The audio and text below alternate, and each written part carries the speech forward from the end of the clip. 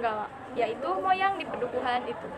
Di Pedukuh Paruk hiduplah 3 orang anak laki-laki, yaitu Darsun, Warta, dan Rasus. Mereka adalah anak-anak yang sering mengembala. Nah, suatu ketika mereka melihat Serintil di tempat mereka biasa bermain, yaitu di bawah pohon nangka. Serintil menyanyi dan menari dengan sangat indah. Lalu, Rasus, Warta, dan Darsun menghampiri Serintil dan mengiringi tariannya. Suatu hari, Sakarya, kakeknya Serintil, melihat cucunya itu menari, dan dia berpikir bahwa cucunya itu kemasukan indang karena menari dengan sangat indah seperti seorang ronggeng. Kemudian keesokannya Sakarya menemui Kartareja, dukun di pedukuhan itu, untuk memberitahu bahwa cucunya Serintil adalah seorang ronggeng. Kartareja tidak percaya awalnya, tapi Sakarya meyakinkannya dan melihat secara langsung Serintil menari dengan sangat indah di bawah pohon nangka. Nah, segeralah dukun itu memperbaiki alat musik yang sudah lama ia simpan di rumahnya. Serintil dibawa oleh Kartareja ke rumahnya. Serintil pun didandani oleh istrinya Kartareja. Orang-orang di pedukuhan itu mulai berkumpul dan melihat Serintil menari karena mereka sangat merindukan sosok ronggeng di pedukuhan mereka. Serintil adalah anak yatim piatu dari bayi. Ia ditinggalkan oleh ayahnya yang bernama Santayip dan ibunya. Ayah dan ibunya itu adalah penjual tempe bongkrek di pedukuhan. Namun naasnya, orang tuanya mati karena memakan bongkreknya sendiri. Bukan hanya orang tua Serintil saja yang mati, tetapi banyak warga di pedukuhan itu juga mati karena memakan tempe bongkrek buatan Santayip. Nah, setelah itu Serintil diasuh oleh kakeknya. Di sisi lain, Rasus memiliki nasib yang sama dengan Serintil. Ia kehilangan emak dan ayahnya. Namun kejanggalan terjadi pada emaknya yang tidak tahu kepastian matinya, entah kabur bersama mantri yang mengobati emaknya atau tubuh emaknya dicincang. Yang jelas emaknya mati setelah memakan tempe bongkrek. Nah, jadi ternyata tempe bongkrek itu bukan hanya memakan korban sekali atau 2 kali saja, tetapi banyak. Tetapi tempe bongkrek itu terus saja diproduksi. Nah, pada saat itu Rasus berpikir bahwa Serintil sudah menjadi ronggeng. Bukannya bahagia dan senang, Rasus malah kesal karena ia merasa bahwa Serintil adalah milik banyak orang. Kemudian saat itu Rasus mencuri sebuah pepaya dan memberikannya kepada Serintil yang kala itu sedang mandi di pancuran seorang diri. Namun Serintil berkata ia inginnya jeruk bukan pepaya. Namun Rasus itu senang karena melihat gigi Serintil yang dipangur. Lalu Rasus bilang kalau jeruk itu tidak baik untuk giginya. Lalu Serintil tersipu malu dan menganggap Rasus itu sangat perhatian terhadapnya. Kemudian Serintil mengusir Rasus dan akhirnya Rasus pergi. Kemudian Rasus itu ingin menemui kembali Serintil. Ia mengingat ternyata Serintil itu pernah menari, namun keris yang dimilikinya terlalu besar. Akhirnya ia berpikir untuk memberikan keris kecil yang ada di rumahnya peninggalan ayahnya kepada Serintil. Nah, ia membujuk neneknya, lalu neneknya mengizinkan. Nah, dilakukanlah upacara pemandian ronggeng. Setelah upacara pemandian ronggeng itu terlaksana, ternyata syarat terakhir untuk menjadi ronggeng yaitu adalah buka kelambu, yaitu sayembara keperawanan Serintil dengan syarat sebuah ringgit emas. Beberapa hari kemudian, ada seorang pemuda dari desa lain bernama Doer yang membawa 2 keping perak. Namun itu syarat yang tidak cukup. Nah, suatu hari Serintil pergi untuk mengantar sesajen ke makam Ki Seca Menggala dengan Rasus. Pada saat itu ia bertemu dengan Rasus dan berbincang. Nah, Serintil bertanya apakah Rasus punya sebuah ringgit emas. Rasus berpikir ia tidak punya apa-apa lagi selain keris kecil peninggalan ayahnya yang diberikan kepada Serintil. Nah, di situ pun ternyata Serintil pun melakukan hal yang tidak senonoh terhadap Rasus. Namun Rasus mengingatkan Serintil bahwa tidak baik berbuat tidak senonoh di dekat kuburan Ki Seca Menggala, nanti bisa kena kutuk. Di sisi lain juga ada seorang pemuda bernama Sulam yang memenuhi syarat. Namun tidak mau kalah juga, Doer juga membawa tambahan, yaitu kerbau betina yang sangat besar. Nah, keduanya itu lalu diajak oleh istri Kartareja minum di rumahnya. Namun ternyata minuman yang diberikan untuk Sulam itu adalah ciu, makanya Sulam itu mabuk dan Kartareja menyuruh istrinya untuk melayani Sulam. Setelah itu, istri Kartareja menyuruh Doer untuk buka kelambu. Ternyata semua itu hanyalah permainan Kartareja dan istrinya agar Doer memenangkan sayembara ini. Tapi sebelum itu, Serintil berlari ke belakang rumah dan bertemu dengan Rasus. Pada dasarnya, Rasuslah yang memendangkan sayembara ini. Rasus membuka kelambu pertamanya bersama Serintil. Setelah Serintil bertemu dengan Rasus di belakang rumah, ia menangis dalam pelukan pemuda itu. Serintil yang sejak kecil sudah dekat dengan Rasus merasa bahwa Rasus yang benar-benar memahami dirinya. Ia berharap Rasus dapat mencegahnya melayani tradisi buka kelambu itu. Tetapi Rasus hanya bisa diam. Nah, lalu meskipun Rasus mencintai Serintil, tapi Rasus itu sadar bahwa Serintil sudah memilih jalan hidupnya sebagai seorang ronggeng. Dalam hatinya ia merasa kecewa dan sakit hati. Nah, malam itu juga Serintil itu buka kelambu juga bersama si Doer, dan setelah bersama si Doer ia juga selanjutnya buka kelambu lagi bersama si Sulam. Nah, sementara itu Rasus pergi dengan perasaan hampa. Nah, malam itu Serintil resmi menjadi seorang ronggeng sejati karena telah mengikuti buka kelambu dengan Doer. Pada dasarnya setelah itu Rasus pergi dari pedukuhan itu karena merasa sakit hati dan tidak kuat melihat Serintil menjadi seorang ronggeng, dan Serintil itu kayak dipermainkan perasaannya gitu. Jadi pada saat itu Rasus pergi. Nah, setelah kejadian itu Serintil semakin dikenal sebagai ronggeng yang sangat dihormati di Duku Paru. Ia mulai tampil di berbagai acara, terus disanjung banyak orang, dan hidupnya berada dalam kemewahan sebagai seorang ronggeng. Namun jauh di dalam hatinya Serintil merasa ada sesuatu yang hilang. Ia merasa kesepian dan mulai menyadari bahwa hidupnya sebagai seorang ronggeng tidak memberikan kebahagiaan yang ia cari. Sementara itu, Rasus memutuskan untuk meninggalkan Duku Paru seperti yang tadi dikatakan. Ia tidak sanggup, artinya tidak sanggup melihat Serintil menjalani kehidupan yang menurutnya penuh dengan kepalsuan. Dengan hati yang berat, ia memilih untuk pergi dan bergabung dengan tentara pemerintahan, berharap bisa menemukan jalan hidupnya sendiri. Nah, buku kedua yakni Lintang Kemukus di Dini Hari. Nah, cerita bermula ketika Rasus kembali ke Duku Paruk sebagai anak buah tentara. Saat itu terjadi peristiwa perampokan di berbagai daerah, termasuk daerah Duku Paruk. Karena di Duku Paruk itu ada salah satu rumah yang megah, yakni rumah di mana Serintil tinggal. Tentara pun memutuskan untuk patroli dan Rasus mendapat bagian di daerah Duku Paruk.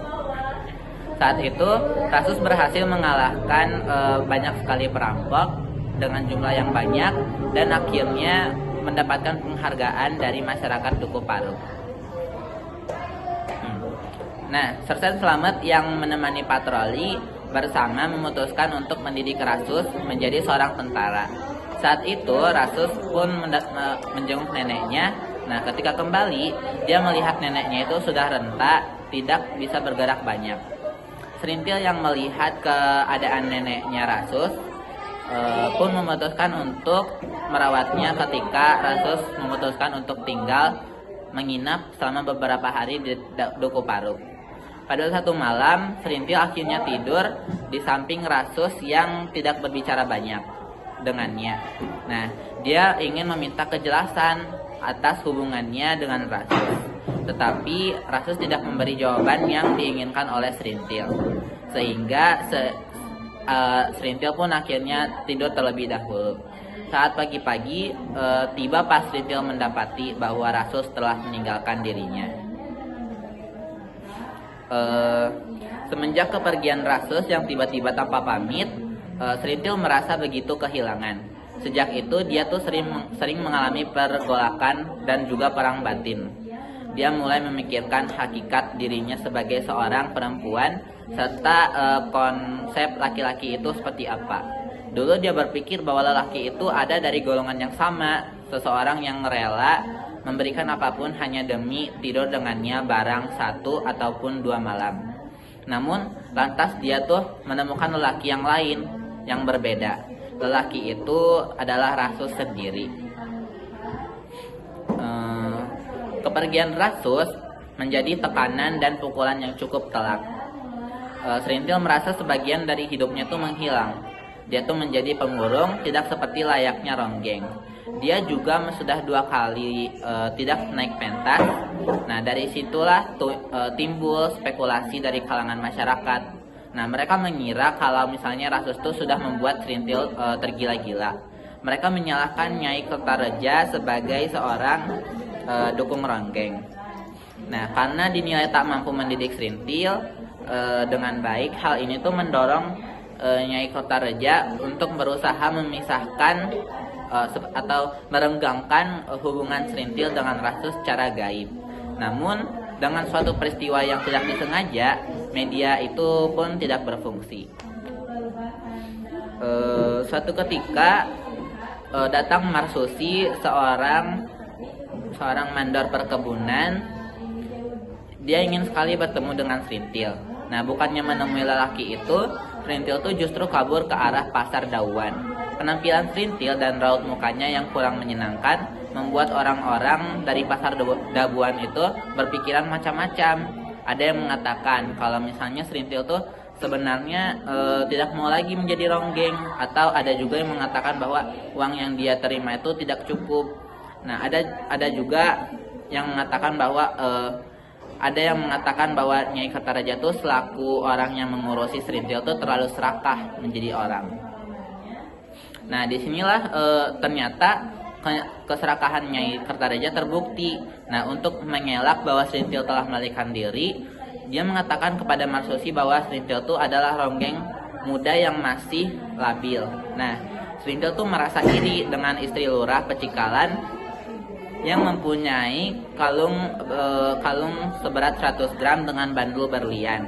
Mendengar hal itu, hati Marsusil pun bergejolak dan dia memutuskan untuk pulang dan pergi, berjanji akan kembali dengan membawa kalung emas 100 gram berbandung berlian tersebut. Nah, sesudah itu Nyai Kertareja menyusul Serintil ke Dauan, namun sampai di Dauan orang-orang tidak memberitahu kalau Serintil ada di sana. Melainkan mereka tuh berbohong dengan menunjukkan arah yang salah tentang kepergian Serintil. Nah, setelah dirasa aman, barulah Serintil tuh menuju markas tentara. Tak disangka sampai di sana Kopral Pujo itu mengatakan bahwa tadi Nyai Kertareja mencari Serintil di markas. Dia juga menyatakan bahwa Rasus itu tidak ada lagi di daerah markas karena dia tuh sedang melakukan pelatihan di luar kota. Nah, tak berhasil menemui Rasus, Serintil tuh kembali ke Dauhan. Di sanalah neneknya yang menunggu Serintil mengajak pulang. Nah, kepergian Rasus itu memberikan dampak yang besar. Serintil menjadi sakit-sakitan. Nah, gambaran bahwa rahimnya telah dimatikan oleh Nyai Kertareja membuat dirinya tuh merasa takut setengah mati. Hal inilah yang kemudian membuat dia itu ingin menguasai Goder, anak Tampi yakni pesuruh Nyai Sakaria. Hanya bocah kecil itulah yang membuat hari-harinya tuh mulai ceria kembali. Nah, suatu ketika Marsusi itu kembali. Dia ingin mengajak Serintil 2 atau 3 hari keluar. Tak disangka Serintil tuh menolak tawaran Marsusi. Marsusi tak patah semangat. Dia mengeluarkan kalung emas 100 gram yang diminta oleh Nyai Kertareja. Lagi-lagi tuh Serintil menolak. Nah, ini membuat Marsusi marah besar. Nah, Serintil bahkan tidak melayani dia berhubungan badan. Nah, karena Serintil memang memutuskan untuk berhenti berhubungan badan dengan siapapun. Nah, kemarahan Marsusi pun berimbas pada kemarahan Kertareja kepada Serintil. Namun Serintil tuh merasa tetap tenang, setidaknya dia sudah berusaha untuk mengambil jalan yang terbaik. Nah, ketidakmauan Serintil untuk manggung membuat risau kakeknya yakni Sakaria. Dia belakangan menangkap Sasmita bahwa akan ada sesuatu yang buruk terjadi. Nah, musim Agustusan pun datang. Oleh pemerintah kecamatan, Serintil diminta untuk manggung. Nah, meski awalnya bimbang, dia memenuhi undangan itu dengan berbagai pertimbangan. Nah, di lain pihak, Marsusi ingin membuat perhitungan atas penolakan Serintil. Dia mendatangi seorang dukun sehingga ingin mempermalukan Serintil di depan umum. Nah, benar saja ketika sedang menari dalam perayaan Agustusan, Serintil merasa sesak nafas beberapa kali, dadanya sakit, hingga pertunjukan pun dihentikan. Nah, ketenaran Serintil sampai ke luar daerah, salah satunya terdengar oleh Sentika dari Alas Wungkal. Nah, Goder sendiri adalah orang yang sangat Sentika sendiri adalah orang yang sangat kaya dan baik. Dia menemui Serintil bermaksud untuk meronggeng di rumahnya. Selain itu, dia juga meminta Serintil untuk menjadi semacam gowok, semacam istri sementara untuk mengajari laki-laki. Dia bertugas menjelaskan bagaimana menjalin hubungan sebuah rumah tangga. Nah, Serintil menyanggupi, hanya saja untuk menjadi gowok dia memutuskan untuk belakangan saja. Nah, sampai di Alas Wungkal, nyatanya Serintil mau untuk menjadi seorang gowok.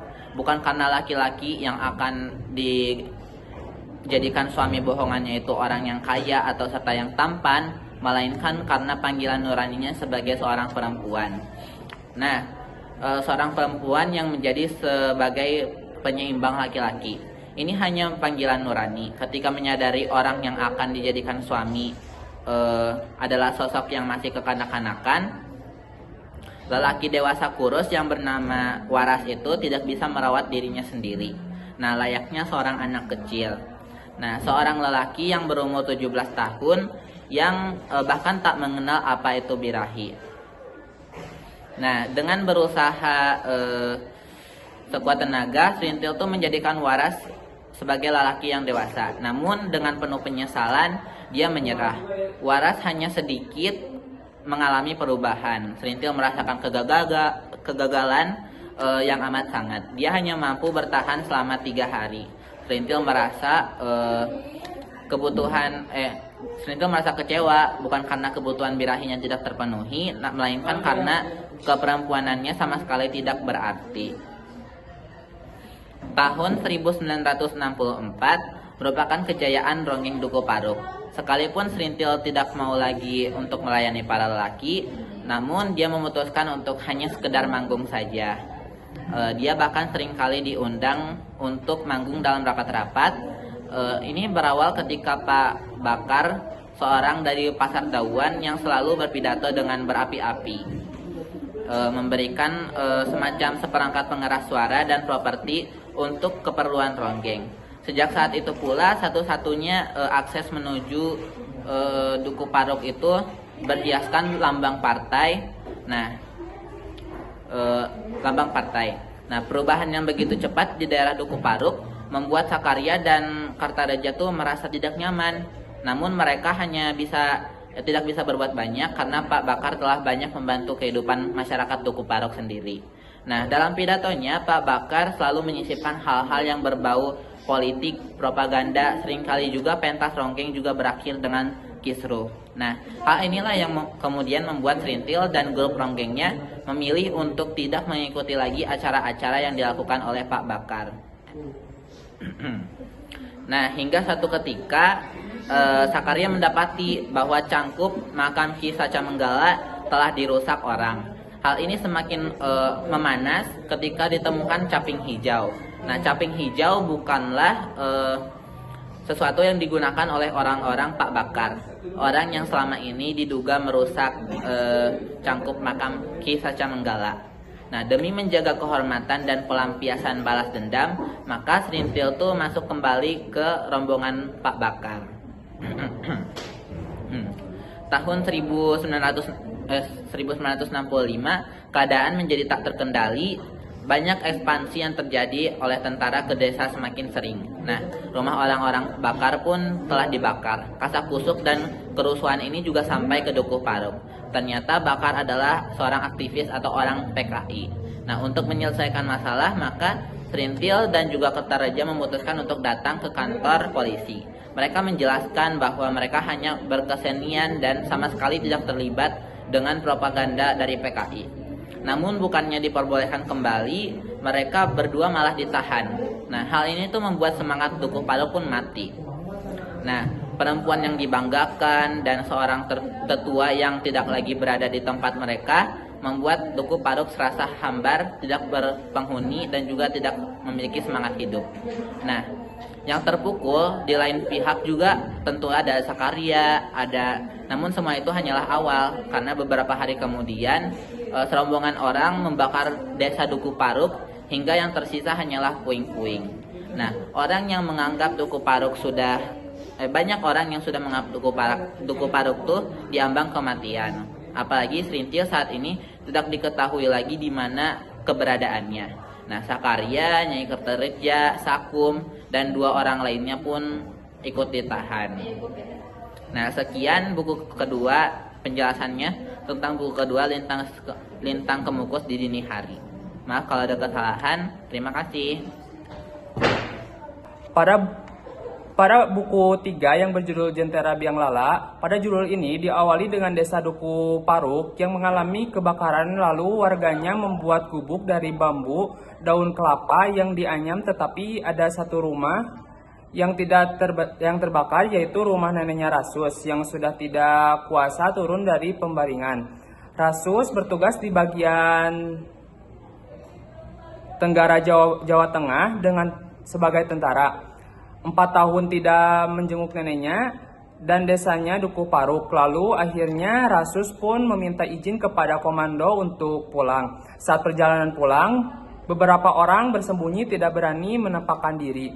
Setelah sampai di rumah neneknya, Rasus melihat orang-orang sedang berkumpul di rumah neneknya. Dan Rasus pun saling bertanya kabar dan menyapa warga dengan ramah. Menjelang tengah hari, neneknya Rasus meninggal dan dimakamkannya keesokan harinya. Sakaria meminta Rasus untuk membantu menemukan Serintil. Rasus merasakan kesedihan karena ketidakpaksaan tentang keberadaan Serintil. Sakaria menginginkan Rasus untuk menyimpan emas 200 gram dan berjanji akan menyimpannya dengan baik. Dalam perjalanan pulang, Rasus merasa sedih karena harus meninggalkan Dukuh Paruk. Ia merasa gagal karena tidak mencari tahu tentang Serintil. Suatu hari ternyata Serintil kembali. Sakaria menangis haru sambil memanggil nama Serintil. Dukuh Paruk kembali diselimuti kesedihan oleh kepulangan Serintil. Warga Dukuh Paruk berkumpul di rumah Sakaria memastikan bahwa Serintil benar-benar telah kembali. Ketika melihat Goder, wajah Serintil berubah, matanya bersinar penuh haru, namun Goder tidak mengenalnya, justru berbalik ke arah tampi ibunya. Goder terusan menghindar dan Serintil terus mencoba merayu untuk berada di pelukannya. Akhirnya Goder mengerti bahwa Serintil juga adalah ibunya. Berita kepulangan Serintil tersebar ke Pasar Dauan. Orang-orang di sana menyambutnya dengan penuh perhatian, tetapi Serintil merasa tertekan oleh tatapan orang-orang yang ada di sekitarnya.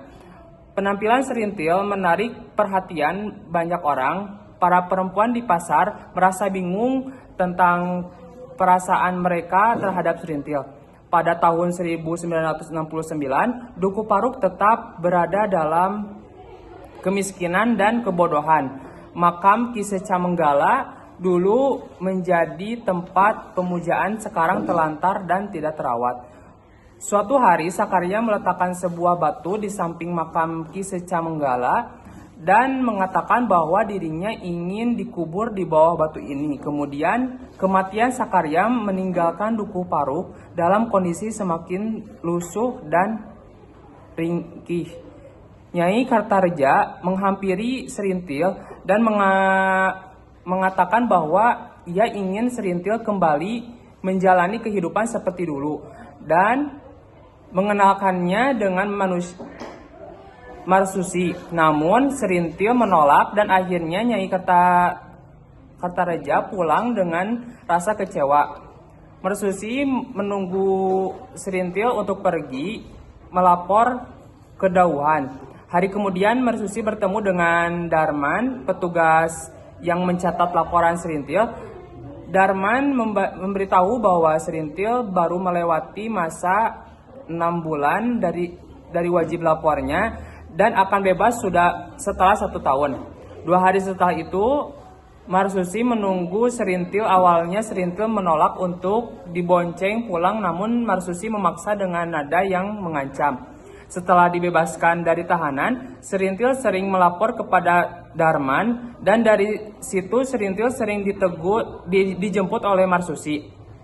Suatu ketika, Serintil ternyata dibawa ke rumah Marsusi. Saat di dalam perjalanan, Marsusi mengendalikan motornya secara ugal-ugalan dan akhirnya Serintil terjatuh. Serintil akhirnya melarikan diri dan berlari sekencang-kencangnya, tetapi usaha itu nihil karena Marsusi akhirnya menemukan Serintil dan membawanya untuk pulang. Serintil dan Goder pergi ke balai desa untuk rapat pembayaran ganti rugi karena rumah mereka terkena jalur pengairan. Di sana dia bertemu dengan Bajus dan akhirnya Bajus berkenalan dengan Serintil. Nyai Kartareja menyarankan agar Serintil membuka kesempatan kepada Bajus karena pria itu tampaknya sangat baik dan serius. Sakum dan Serintil bertemu dan Sakum mengatakan bahwa Serintil bukan lagi seorang ronggeng yang merasa bebas dari moral yang selama ini menghantuinya. Rasus akhirnya kembali ke Duku Paruk. Sakum menyarankan untuk Rasus menikahi Serintil. Saat Serintil menghampiri Rasus, ternyata dia mengubah arah dan berlari memeluk Goder. Serintil meminta maaf atas ucapan neneknya karena telah membahas pernikahan. Tetapi Rasus akhirnya memutuskan untuk meninggalkan Duku Paruk dan berbicara dengan Kartareja. Dia menyampaikan pesan untuk Serintil bahwa jika ada lelaki yang bejat berniat baik, maka bersama dialah. Pada tahun 1970, kehidupan di Kecamatan Dauhan berubah drastis dengan adanya proyek pembangunan irigasi. Serintil merasakan bingung setelah menerima pesan ambigu dari Rasus yang menyarankan agar dia memiliki laki-laki yang sungguh-sungguh dan tidak hanya berhubungan dengan tubuhnya saja. Selama Februari 1971, pertemuan Serintil dan Bajus semakin dekat. Bajus mengajak Serintil untuk pergi ke kota eling-eling sehingga merasakan cinta terhadap Bajus. Serintil berubah akibat adanya Bajus, tetapi pada akhirnya Serintil merasa hancur karena ternyata Bajus tidak ingin menikahinya. Lalu Rasus tahu hal ini, kemudian Rasus datang ke rumah Kartareja untuk membawa Serintil dan pergi dari Duku Paruk. Rasus membawa Serintil ke rumah sakit jiwa.